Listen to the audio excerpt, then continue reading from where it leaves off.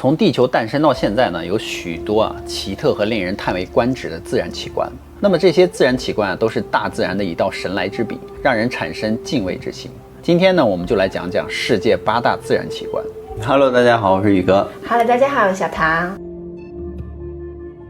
第一个呢是幽冥之河。如果说冥河真的在地球上的话，那么它应该就在坦桑尼亚的纳特隆湖了。这个看上去一潭死水的地方，其实有一个很大的秘密。那就是任何碰触到湖水的动物都会化为石头，所以科学家给这个湖起名为石化湖。纳特隆湖呢，位于东非大略谷的东部是与肯亚接壤，是一片盐湖，深度不到10米。它的水源呢是埃瓦索恩吉罗河，水中含有大量的矿物质，温度高达50度。这是一个56公里长、24公里宽的湖。但是湖的面积会随着水位的变化而变化。根据降水的变化呢，纳特隆湖内的这个 pH 值可以达到9到10.5，碱性呢可以和氨相当，而海水的 pH 值只有7到9。这座充满了神秘色彩的湖畔的沿岸呢，都竖立着一座座栩栩如生的动物的雕像，它们都是自然形成的。其实它们都是在盐度很高的这个湖水里被钙化之后而固定的动物石像。有人推测呢，可能是因为湖泊表面有很强的反光，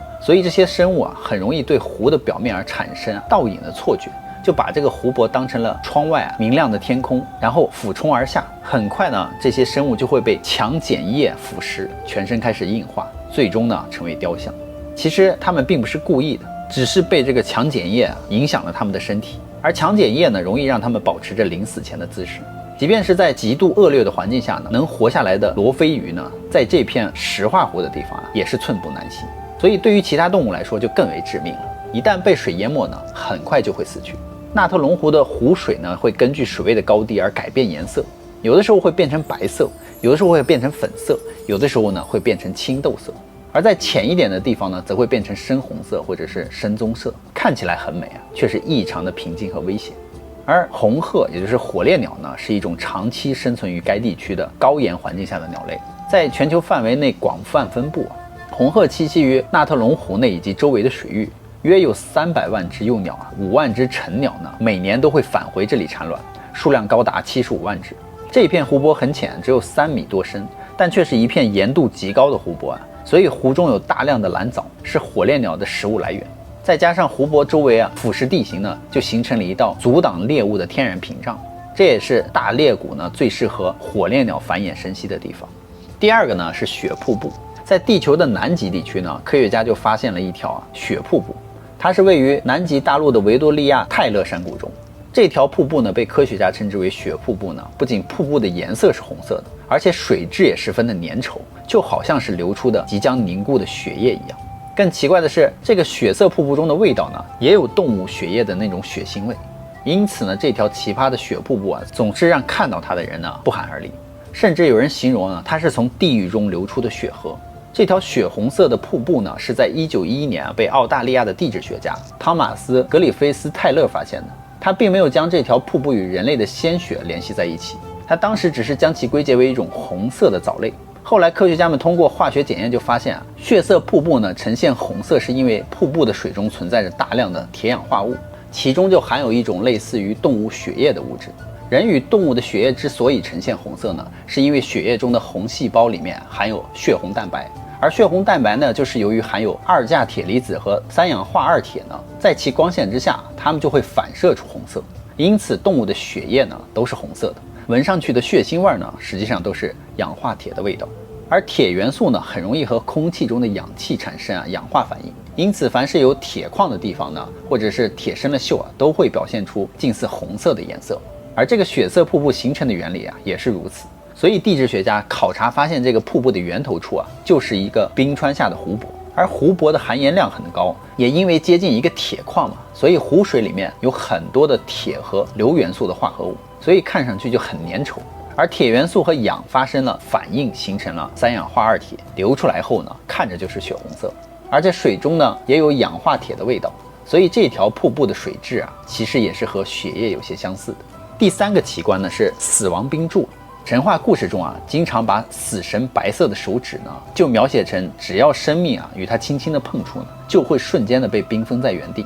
而死亡冰柱就是这样，而海洋中的生物啊，只要轻轻地触碰了这个死亡冰柱呢，就会被冰冻在原地。所以人们惊叹于海洋冰柱啊对海底生物的巨大杀伤力，形象的就把它称作为死亡冰柱。它是地球南北极海域内发生的一种自然现象。当海面气温过低啊，海水开始结冰时呢，由于盐分析出呢，就导致了冰块周围的海水盐度就会增加。那这些高盐度的海水啊，一方面冰点更低，另一方面密度更大并没有记录到当时的情况的影像资料流传。直到2013年呢 ，BBC 才首次记录下了死亡冰柱形成的全过程。而地球上的第一批生命形式啊，很有可能也是出现在极地的海洋，有可能也是源于水下的死亡冰柱。一组科研人员就称呢，生命可能并非起源于温暖的海洋，而是起源于海冰。他们说，死亡冰柱啊，又称海洋钟乳石，它的形成啊，可能为第一批生命诞生而造成了必要的条件。当盐水等化合物被冻结成冰时，极地水域的死亡冰柱就会迅速的向下生长。科学家呢，在20世纪60年代首次就发现了海洋钟乳石，该研究成果就发表在了美国的化学学会杂志上。科学家就表示呢，死亡冰柱啊，可能还是其他的行星卫星啊，创造了适合生命生存的环境，其中有可能就包括木卫2、木卫3、木卫4。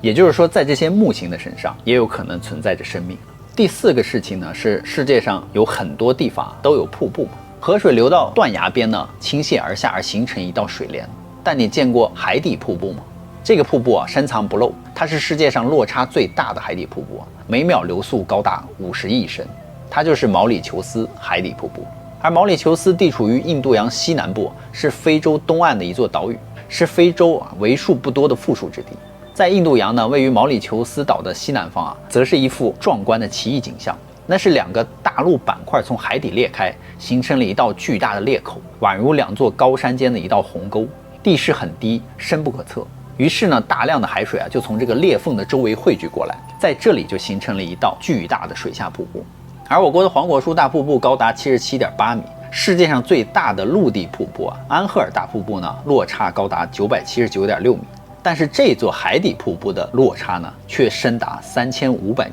是世界上落差最大的海底瀑布了。据科学计算呢，这个海底瀑布平均每秒啊，有50亿公升的海水流入。而毛里求斯呢，是一座美丽的岛国，到处都是珊瑚礁，岛上有高山森林啊，也是一个很好的旅游胜地。这一条海底瀑布呢，就为毛里求斯呢平添了一份神秘。海水从这里倾泻而下，银色的波涛呢在海面上翻滚，反射着阳光，就产生了立体感，容易给人一种置身于世界尽头的错觉。而毛里求斯的海底瀑布奇观，是因为海底的淤泥呢和深渊的沟壑混合在一起，所以白色的泥沙不断地朝着海沟下方流淌而去。这种高低落差呢，在阳光的照耀下，就形成了一幅3维立体的画面。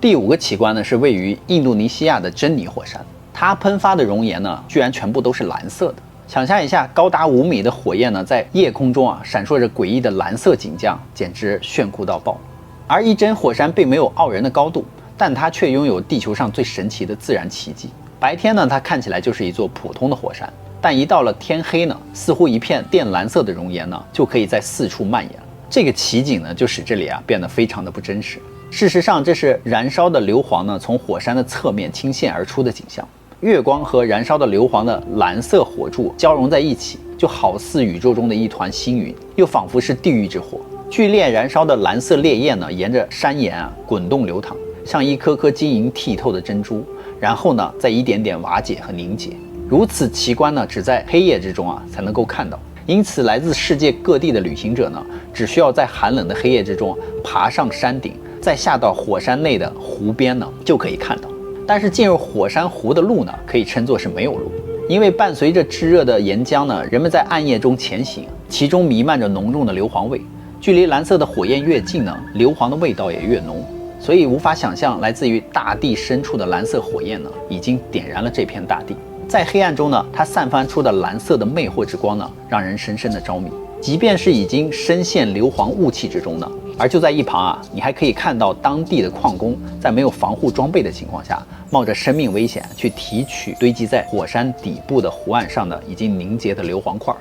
第6个奇观呢，是在静谧的海洋之上啊，有时候会突然出现一块深蓝色的圆形水域，从高空望去呢，宛如大海睁开了眼睛。从深不可测的海底呢，静静地观察着人类，幽暗、神秘、深邃而诡异。这就是海洋之眼，也就是蓝洞。地球上存在着数十个蓝洞，其中最著名的莫过于洪都拉斯的蓝洞，它是世界上10大地质奇迹之一深约137米。洞内不但深有钟乳石群还有鲨群在此栖息，让这个神秘幽暗的海底洞穴显得格外的恐怖。正因如此此处也成为了世界最负盛名的潜水圣地之一。远在古罗马时代就有人跑到蓝洞内探险，将其描述为当代巫婆修身养气训练魔力的基地。在古印第安人看来蓝洞中住着叫做卢斯卡的恶魔，它是一种可怕的怪兽，它的脑袋是鲨鱼，尾巴是鱿鱼。传说中这种怪物会把进入洞穴的人甚至是船只一起抓住卷走，然后拖到水下深处再吃掉。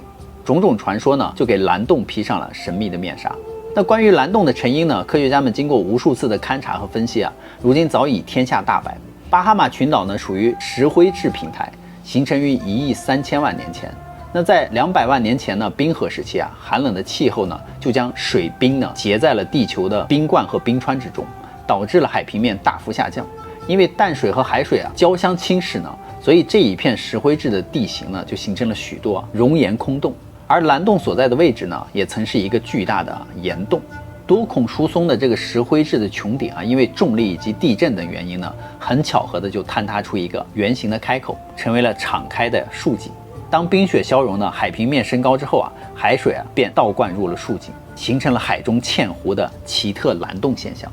第7个奇景是永恒雷暴，那是在马拉开波湖是世界上最大的最持久的雷暴区域了。它是位于委内瑞拉卡塔通博河的入海口，这一地区一年有260天的雷雨天，一天就有10个钟头在打闪电，1个小时就有280道闪电出现，一年有120万道闪电。所以雷电在天空中划过，形成一个巨大的弧线每一道弧线都长达5公里，而电流高达40万安培，所以才有了永恒雷暴之名。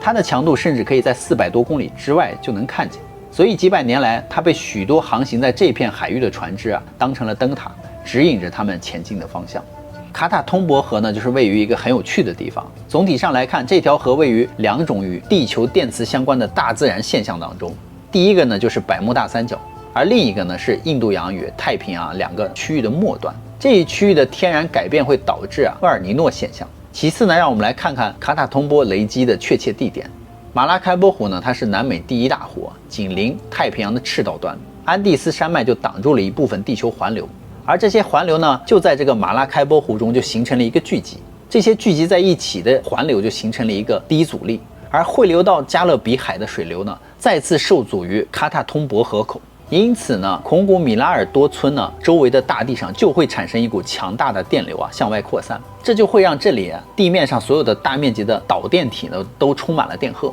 而2个相对的导体上的电荷聚集到了某一点的时候就会形成闪电。所以孔古米拉尔多村由于特殊的地理位置在那里聚集的能量是巨大而且令人震惊，仿佛这里有一座天然的特斯拉塔在为该地区发电。据传说可以无线充电的手机在这里是可以自动充电的。第8个奇景是火瀑布，那是在约塞米蒂国家公园，位于美国的加利福尼亚州以峡谷、火瀑布和千年美洲松闻名于世。而酋长岩上的火瀑布就是公园内最罕见的奇景之一了。这样的奇观每年只有短短数天通常是发生在2月，傍晚时的夕阳光线会点燃这条瀑布，创造奇幻般的美景。火瀑布就位于内华达山脉的马尾瀑布坐落在埃尔多拉多县保护区，总高度超过609.6米，水流从152米的高度倾泻而下。火瀑布并非火山爆发的岩浆飞流直下，它是特定的角度的阳光照射在了瀑布上而形成的光学效果。